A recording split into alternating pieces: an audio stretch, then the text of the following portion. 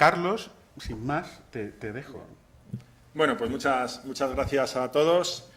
Y nada, yo sí que reconozco que me siento un poco extraño en el foro que estoy.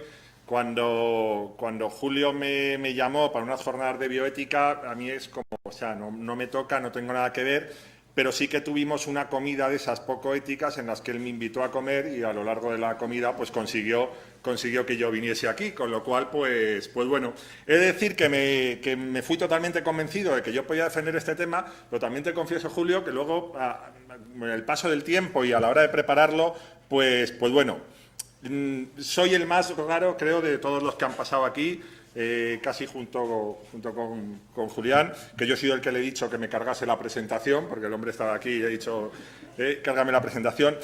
Fijaos, yo quiero como descender mucho, y hablar, creía que no iba a hablar de ética, pero oyendo al doctor Juez de la Barrera, yo voy a hablar de vida, voy a hablar de muerte, voy a hablar de final de la vida, voy a hablar de dignidad, voy a hablar de expectativas, con lo cual en el fondo creo que voy a hablar de ética. Pero posiblemente no nombre mucho la palabra ética porque no soy muy experto, pero sí que haga determinados planteamientos que nos puedan hacer pensar si lo que estamos haciendo como familiares, como equipo sanitario, son decisiones buenas para la persona o no son decisiones buenas para la persona. Y por ahí es por donde va a ir un poquito la ponencia en este sentido. Me han presentado como periodista. Yo he de reconocer que como periodista como tal, o sea, yo sí que me considero un profesional en la comunicación, pero como periodista como tal nunca me he ganado la vida. Solo conseguí vender un reportaje, ¿vale? Que lo vendí. Y es un reportaje cuya foto que yo hice es esta, ¿vale? Es una de las fotos que hice. Se deja así un poco como, ¿no? Bien, esto es una romería que hay en Galicia, en un pueblo que se llama Santa Marta, Ribarteme, donde la gente desesperada, donde la gente desahuciada, donde la gente que ha perdido toda esperanza se agarra a un clavo ardiendo y decide hacer una promesa, o bajo la fe, o bajo la superstición, o bajo alguien que le ha dicho no sé qué, de salir en ataúd, o bien para agradecer el favor de haber salvado su vida, o bien como promesa para salvar su vida. La persona que va en este ataúd es Manuel. Yo hice un reportaje sobre esta romería de Santa Marta, un reportaje que me publicaron en la revista Adiós, de distribución gratuita en todos los tanatorios de la empresa mixta de servicios funerarios. ¿De verdad? ¿Lo tenéis ahí? ¿Conoces a Jesús de Paz? Hombre. Si os metéis en internet y ponéis Adiós y la distribuyen en la empresa mixta de servicios funerarios, ha sido mi mayor hito periodístico. Pues bueno, yo el reportaje lo basé en Manuel, porque Manuel vivía allí al lado y bueno, fue el que más fácil me puso el hablar con él. Y Manuel me dio una expresión que, fijaos que nosotros utilizamos mucho, la del clavo ardiendo. Manuel me dijo, mira, cuando te ves así, era una enfermedad de hígado, con 3 operaciones, no sé qué, me dijo, cuando te ves así, te agarras a un cable en tensión. Fijaos, el clavo ardiendo lo cambió por un cable en tensión. Y a mí esta frase me llegó mucho, es decir, ¿cómo te agarras a un cable en tensión cuando ves que todo lo has perdido y te dicen, oye, es que saliendo en un ataúd a cara descubierta y no sé qué, te salvas? Dices, voy, porque si lo crees, si realmente alguien, y hablamos de expectativas, si realmente alguien te hace creer eso, posiblemente te agarres a ello. Yo volví a Madrid, hice el reportaje, lo distribuyeron de forma gratuita, que yo también me pregunto quién está en un tanatorio y se pone a leer ese reportaje, son estas cosas de la profesión periodística, y un par de meses después, aprovechando que volvíamos de viaje por Galicia, pues quise ir al pueblo donde había conocido a Manuel, pues a darle unas revistas a él y al cura y agradecérselo, y dijimos, bueno, pues vamos un domingo a las 12 a la hora de misa, que seguro que está allí la familia y le podemos dar la revista. Y cuando llegamos allí a las 12 a la hora de misa, esa misa la estaban dedicando a la memoria de Manuel, que había muerto un mes antes, justo 2 meses después de haberse agarrado a ese cable en tensión. Manuales hay muchos.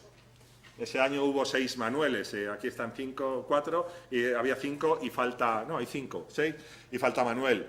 Manueles hay muchos, pero es que Manueles tenéis muchos a menos de 20 o 30 metros. Hace 1 año y 11 días yo estaba en un pasillo de aquí detrás llorando como una magdalena porque mi hermano moría de cáncer. Hace hoy 1 año y 11 días. Y mi hermano podía haber sido un Manuel que se hubiese agarrado a cualquier clavo ardiendo o a cualquier cable en tensión.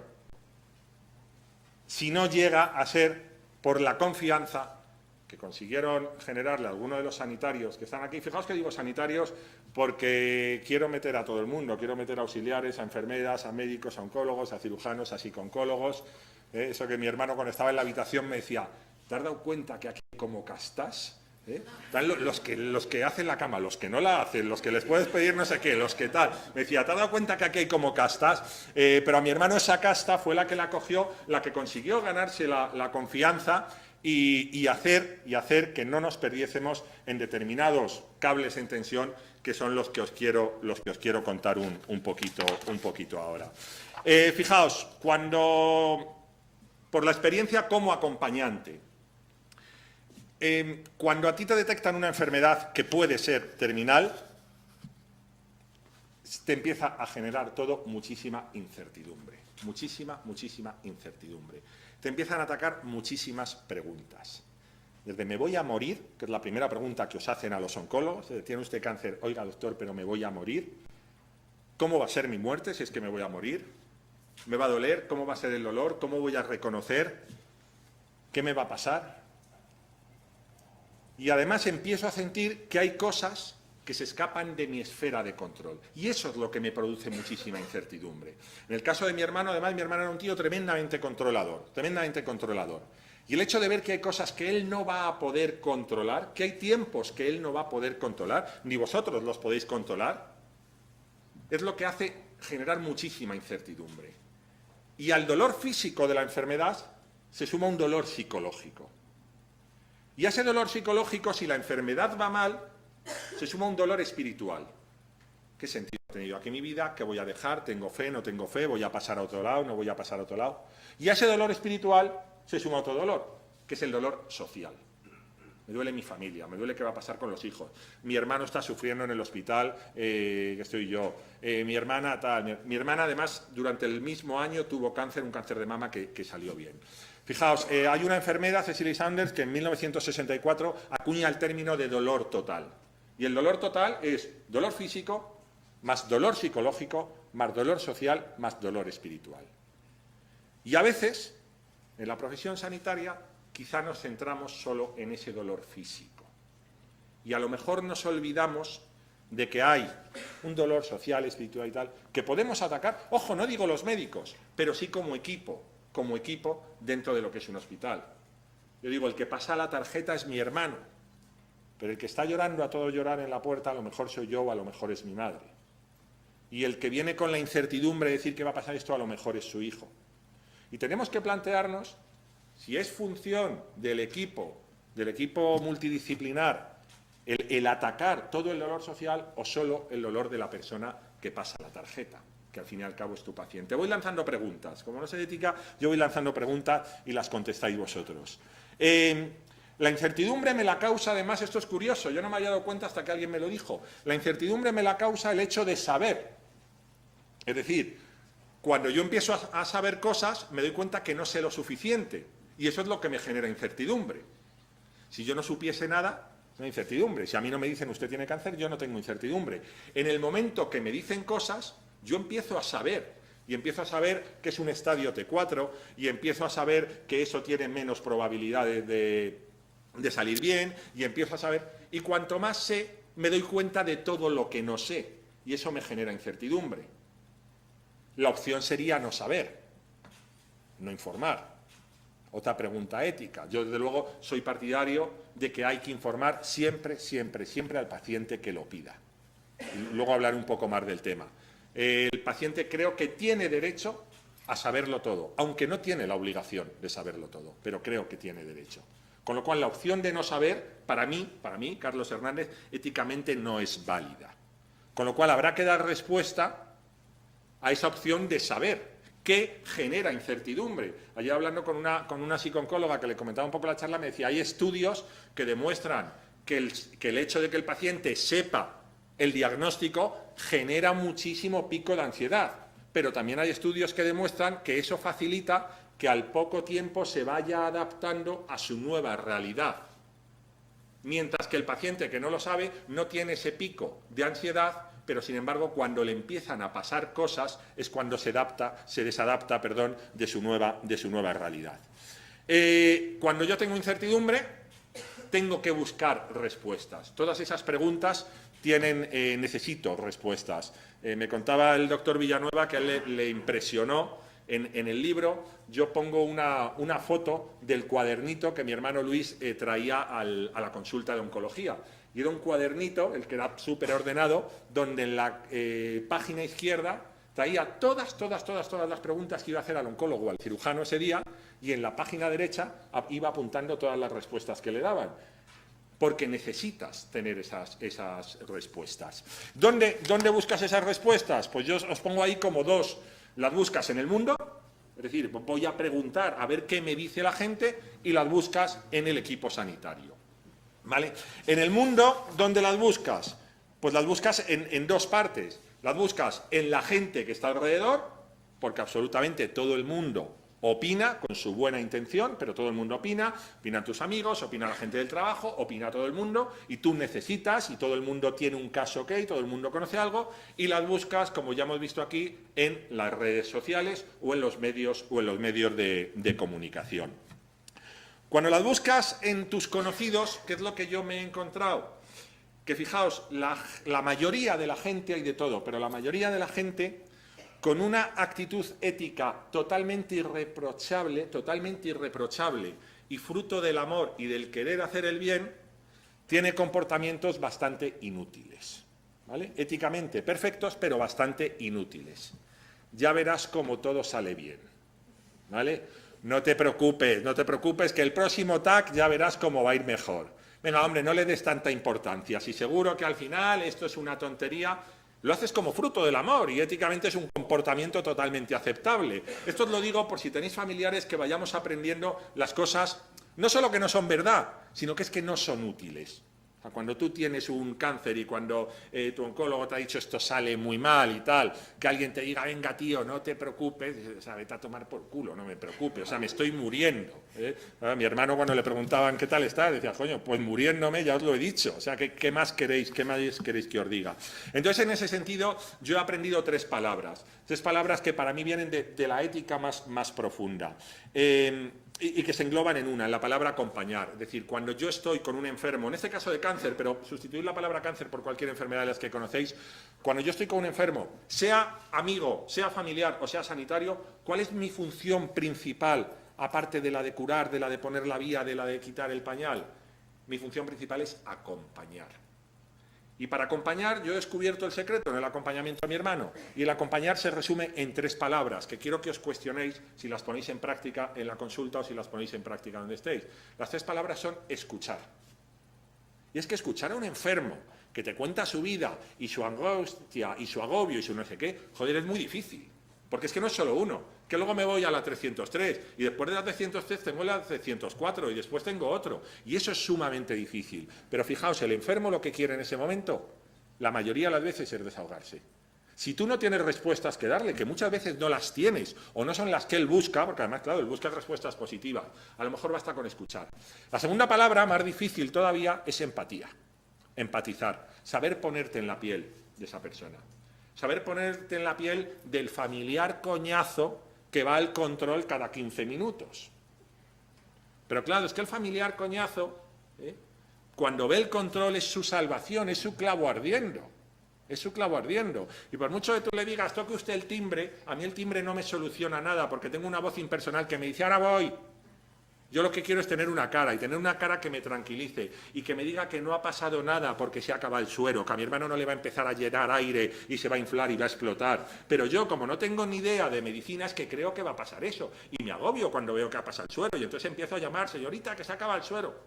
Y necesito a alguien que ponerle cara, que se ponga en mi lugar y que me entienda y que me explique que no va a pasar nada y que no me trate como a un pesado más de los 15 que han pasado por el control a decir que se acaba el paracetamol o el suero. Y la tercera palabra que yo descubrí es respeto. Y esa la aprendí primero, sobre todo como familiar. Y es una palabra que éticamente a mí me cuestionó mucho. Respeto a la decisión del paciente sobre su propio tratamiento. Tela. Cuando...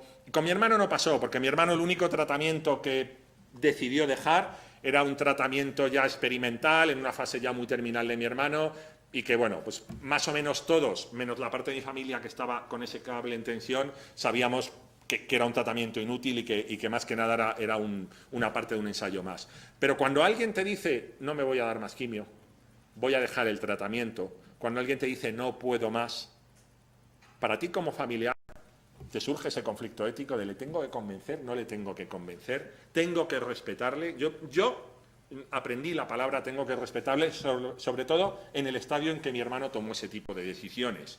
Entiendo que cuando esa decisión te la dice alguien con un primer diagnóstico, pero hasta dónde llega nuestra función de intentar convencer o de respetar. Eso a mí es una de las cosas que más me cuestionó. Estando yo aquí hace un año y 15 días, recibí, mi hermano estaba palmándola ya el pobre hombre, y recibí un mensaje de un amigo suyo que me dijo, Carlos, tu función es conseguir que tu hermano no se rinda. No era mi función en ese momento conseguir que mi hermano no se rindiese. Hubo uno de mis familiares que le llegó a decir a mi hermano, preferimos tenerte aquí, aunque sea así, que no tenerte. Fijaos si todo esto éticamente te cuestiona. Y sin embargo, hubo un auxiliar que está aquí, que nunca se lo agradeceré bastante, que dijo, decirle a tu hermano que se puede ir en paz. Fijaos los inputs que yo como familiar estoy recibiendo. Eso lo que me dice la gente conocida, o el consejo que yo le doy a la gente conocida. Pero luego están los medios de comunicación, y en los medios de comunicación yo me encuentro dos cosas. Lo que cuelga todo el mundo en Facebook y lo que tuitea todo el mundo con una alegría acojonante, y los medios de comunicación más o menos serios, ¿vale? Lo que yo me he encontrado, estas son cosas que me han llegado en los 5 últimos días que yo monté la presentación. Os prometo que no he tenido que buscar, son cosas que iban apareciendo en mi muro de Facebook y que yo hacía pantallazos. En julio estará disponible la vacuna contra el cáncer de pulmón, compártelo. Un tema en Cuba o no sé qué tal, tampoco he leído más. Mirad los otros tres. Doctor crea un jugo natural con el que ha curado 45.000 personas de cáncer y otras enfermedades. Perejil destruye 86% del cáncer de pulmón y es eficaz contra el cáncer de mama. Este jugo mata las células del cáncer y tumores, cura la gastritis, diabetes, el hígado y el corazón. A no ser qué coño hacéis que no lo dais aquí. ¿Cómo se siente un paciente cuando lee esto y se plantea que puede ser verdad? ¿Cómo se siente un paciente cuando lee esto y se plantea que puede ser verdad? ¿O cómo se siente un paciente cuando tú le has dicho no hay nada que hacer y él dice, joder, pero veo esto? Y te va a la consulta, y te dice, he leído esto. Y a ti te dan ganas de decir, joder, la madre que le parió otro. Pero ¿cómo gestiono esa incertidumbre? ¿Cómo gestiono esa expectativa? ¿Vale?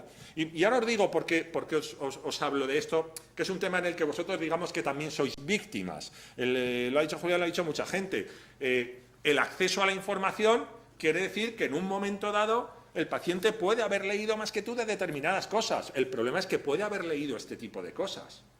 ¿Vale? ¿Qué pasa? Problema ético que esto me plantea cuando encima esto yo lo utilizo para sacar dinero. El otro día esto me lo mandó un amigo, me dijo, Carlos, tal, ¿cómo estás preparando esto? Un herbolario. Entonces busco, para el cáncer, pones en el buscador, para el cáncer, esto, 8 euros, no es muy caro. Pero para el cáncer, o sea, lo anuncian para el cáncer. Claro, si yo estoy en ese proceso del cable en tensión, Me tomo infusiones de estas todo el día.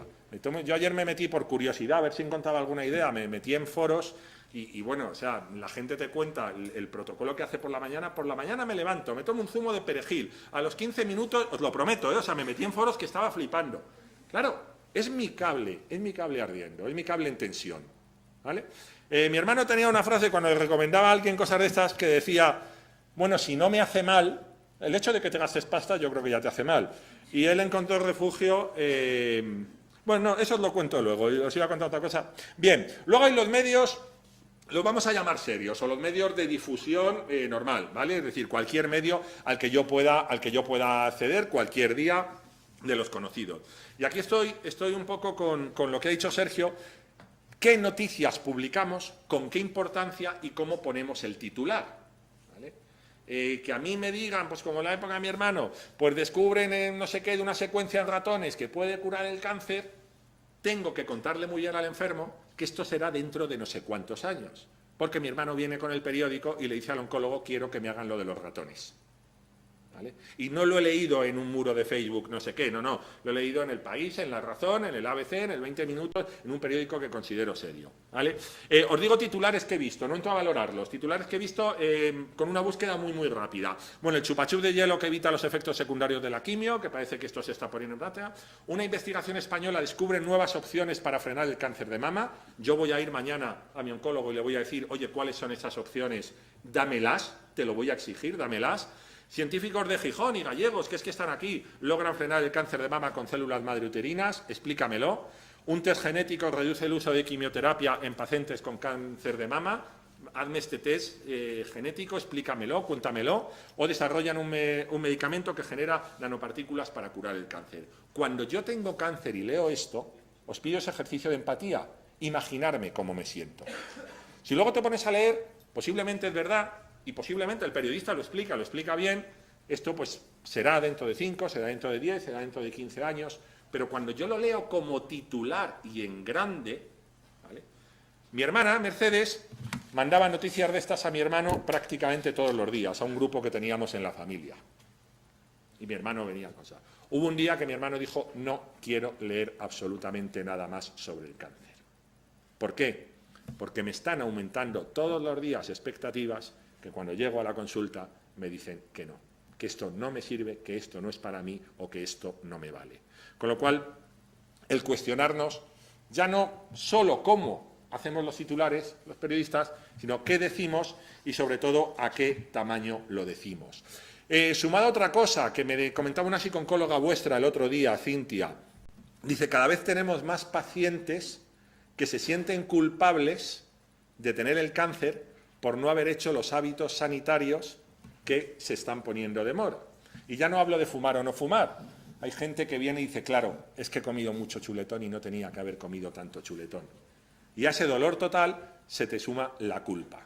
De tengo el cáncer por mi culpa, porque no he comido lo que ahora dicen que no hay que comer. Y ya os digo que no os hablo de prácticas radicalmente insanas, sino de llevar un ritmo de vida como el que podemos llevar cualquiera de nosotros, de tomarte un chuletón, tomarte 3 cervezas y cogerte una buena cogorza, pues un viernes al mes con esta edad y un viernes a la semana, pues hace unos añitos. Y yo os decía, pues luego hay noticias, viernes y sábado. Luego hay noticias de las que mi hermano decía, mientras no me hagan mal, les voy a hacer caso. Y son estas noticias también de prensa seria. Científicos aseguran que oír ACDC es eficaz en la lucha contra el cáncer. La palabra científicos, es como lo de intelectuales firman un manifiesto, científicos, es decir, alguien que ha estudiado química ya es un científico, ¿quién lo ha hecho y tal? Entonces, bueno, mi hermano sí que es verdad que se refugiaba en la música, te veo, Carlos, poniendo ACDC de como hilo musical en el CIOC, pero bueno, pues son cosas que, como yo digo, alimentan. Bien, ¿qué puedo hacer si fuera me están diciendo esto? Voy a ver qué me dice mi equipo sanitario. Insisto en la importancia de mi equipo sanitario. Y yo entiendo el equipo sanitario como un generador de confianza. Porque cuando yo busco respuestas fuera, es porque no tengo confianza en mi equipo. Si yo tengo confianza en mi equipo, que creo que al fin y al cabo fue lo que le pasó a mi hermano el 80 al 90% del tiempo, no necesito buscar fuera. ¿Vale? ¿Y cómo genero confianza? Genero confianza con una buena comunicación, genero confianza con sinceridad y genero confianza mostrándome como una persona competente y que conozco el tema. Y genero confianza, y aquí les doy un toque, señores, no hablando mal de mis colegas. ¿Vale? Nosotros sí que nos hemos encontrado casos, en este y en otro hospital, donde una especialidad cuestiona lo que ha dicho otra. Ponte en la piel de un enfermo. Cuando tú le dices, el radiólogo me ha dicho esto, el cirujano me ha dicho esto, el oncólogo me ha dicho esto, y el otro no, es que desprestigia, pero te dice, bueno, eso no está tan claro. ¿Cómo te sientes? Eso pasa, ¿eh? Y ha pasado, yo he tenido 2 hermanos con cáncer, a los 2 nos ha pasado, y en el libro pongo más casos de gente que ha pasado. Eso es ética, no es solo la manipulación genética o no es solo no sé qué. Esas decisiones, esas frases del día a día, esas cosas que dices con la menor intención del mundo y desde tu convencimiento, también tienen ese planteamiento. Entonces genero esa confianza, como os decía, mostrándome como una persona cercana, siendo sincero, con una buena comunicación y mostrándome como una persona competente que no habla mal de mis compañeros. Y tengo que ser sincero, o creo que tengo que ser sincero, cuando el paciente lo quiere, sobre el diagnóstico. Y tengo que decirle dónde está. Yo en el libro digo que el cáncer se llama cáncer, no se llama una sombra sospechosa cuando tú ya sabes que es cáncer. Y la metástasis se llama metástasis. Es una manchita aquí, pero es metástasis. Bueno, sí. Bueno, pues si es sí, dímelo. Sí, luego hay protocolos de información y de cómo dar la comunicación. Pero quiero ganar confianza en ti. Tienes que ser sincero sobre el diagnóstico, pero tienes que ser sincero también sobre las expectativas. Porque, fijaos, a mí lo que me pidió el doctor Villanueva es que hablase de expectativas y de incertidumbre. Cuando yo tengo altas las expectativas y no se van cumpliendo, es que se me cae todo. Y en ese sentido también os hago un llamamiento a la ética de la sinceridad sobre los ensayos. Que el paciente que esté en ensayos sepa cuál es la expectativa de participar en un ensayo. Que sepa si el ensayo realmente es una opción válida para él o simplemente es una opción que bueno, que a lo mejor puede cronificar algo, que a lo mejor puede alargar algo, pero que realmente, con los tiempos que manejamos, no le puedo decir, este ensayo es un tratamiento más, que como el otro no ha funcionado, a ver si este funciona. En ese sentido, nosotros nos encontramos con mucha sinceridad siempre, pero yo me he planteado el decir, es que hay gente, que yo tengo amigos que igual están participando en ensayos donde el médico o el hospital sabe que ese ensayo simplemente, pues sí, a lo mejor cronifica algo, a lo mejor alarga algo, a lo mejor tal. También con el peso ético de decir, mi hermana lo decía, pues bienvenido al ensayo porque ganamos tiempo a ver si descubren algo. Bueno, yo soy de los que creo que la vida hay que alargarla en su justa medida. También me había apuntado por ahí la palabra del ensañamiento terapéutico que tanto habréis oído hablar también últimamente. Siendo sincero sobre el diagnóstico, sobre las expectativas, sobre el ensayo, respondiendo absolutamente a todas sus preguntas, las que sé y las que no sé, pues diciendo que no. Y no aumentando nunca la incertidumbre. Fijaos que entiendo el equipo sanitario como un equipo, y aquí le voy a hacer un guiño a mi amigo Carlos, ¿y dónde está el paciente en ese equipo? ¿En esa situación de asimetría que nos decían antes? ¿O tiene que estar el paciente en el centro? Porque poner al paciente en el centro de nuestro trabajo es muy difícil cuando culturalmente hemos trabajado con esa relación de asimetría, de yo soy el que sé y tú el que no sabes y no te queda otro remedio que de fiarte de mí. No, es que ahora tú a lo mejor sabes otras cosas que a lo mejor son mentira o no, y yo lo que tengo que hacer es generarte confianza. Y para generarte confianza, el cáncer lo tienes tú, pero los que vamos a trabajar juntos contra él somos los dos. Si no genero confianza, me van a aparecer estas palabras. Me va a aparecer la palabra miedo, me va a aparecer la palabra incertidumbre y me va a aparecer la palabra expectativas no cumplidas.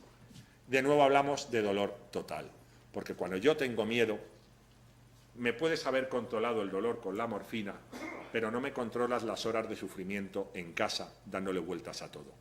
Cuando yo tengo incertidumbre, me puedes haber controlado los síntomas, pero no me has controlado las horas en las que yo estoy pensando qué va a ser de mí, cuándo va a ser de mí y cómo va a ser de mí. Y cuando no me has ayudado a gestionar las expectativas, yo a lo mejor estoy con una falsa esperanza que me está impidiendo hacer otras cosas que os diga a continuación. Cuando yo genero confianza, que como os he dicho la genero con la sinceridad y con una buena comunicación, estoy logrando dos cosas. Estoy logrando contarle al paciente lo que está en su esfera de control. Acordaos que he empezado diciendo, la incertidumbre muchas veces viene porque hay cosas que se escapan fuera de la esfera de control. Cuando yo genero confianza, yo le estoy diciendo al paciente lo que está en su esfera de control. Y lo que está en su esfera de control no es saber si se va a ir, como preguntaba mi hermano, a Pirineos dentro de un año, sino saber que si sigue así, este fin de semana se podrá tomar un vino con sus amigos. Está en su esfera de control controlar sus síntomas. Está en su esfera de control, en la de mi hermano que tuvo una gangrena de Fournier, controlar sus hábitos de higiene y limpiarse. Y por lo menos, cuando sabes que algo lo puedes controlar tú, bajas las expectativas y te centras en eso que puedes controlar. Porque si no, tu cabeza estará en lo que no puedes controlar. Y todos hemos tenido la cabeza en cosas que no podemos controlar y nos ha hecho mucho daño. Por un lado, bajas la expectativa a lo que está en tu esfera de control. Pero por otro lado, y es con la diapositiva con la que quiero acabar, ayudas al paciente a ser consciente de que se va a morir. La bioética es la ética de la vida, pero tendría que ser también, en cierto modo, es la ética de la muerte o la ética del final de la vida. Cuando el paciente sabe que se va a morir, cuando la familia sabe que el paciente se va a morir, si se gestiona bien, si me acompañas bien como equipo y si me enseñas bien, hay cosas maravillosas que podemos hacer. Porque podemos acompañar a tener una muerte digna. Podemos cerrar heridas que teníamos abiertas. Podemos decidir, dentro de los límites éticos y de los límites legales, cómo quiero morir, que eso es otro tema a debatir, el tema del testamento vital o de los 17 testamentos vitales, porque hay uno en cada comunidad autónoma y cada uno es un... Pero cuando tú sabes que vas a morir, puedes preparar esas cosas. Cuando tú sabes que vas a morir, te puedes despedir. Cuando tú sabes que te vas a morir, puedes dejar los asuntos preparados para tus hijos. Cuando tú sabes que te vas a morir, puedes dar dignidad a esa muerte. Hay un vídeo en YouTube de un claretiano, un chaval muy jovencito, se llama Ildefonso, lo digo por si lo buscáis, pones claretiano Ildefonso, y él decía, ¿cómo voy a llevar bien el cáncer si no me decís que tengo cáncer? ¿Cómo voy a prepararme bien para el segundo momento más importante de mi vida, que es mi muerte? El primero fue mi nacimiento y el segundo es mi muerte. ¿Cómo voy a prepararme bien si yo todavía estoy pensando que si me meto en el ataúd y llamar al ataúd como lo queráis llamar, todavía me salvo? Si cuando yo te digo, oye, me voy a morir, me dices, hombre, no me digas esas cosas, y te vas diciendo qué le digo yo a esta persona. En definitiva, creo que ayudar a una persona que está desahuciada a que muera y a que muera bien, y aquí pues os invito también que hagamos una reflexión sobre el tema de los cuidados paliativos, creo que es algo que da dignidad al ser humano y que por lo poquito que he oído aquí, creo que eso también, doctor Villanueva, entra dentro de eso que ustedes llaman bioética. Pues muchísimas gracias.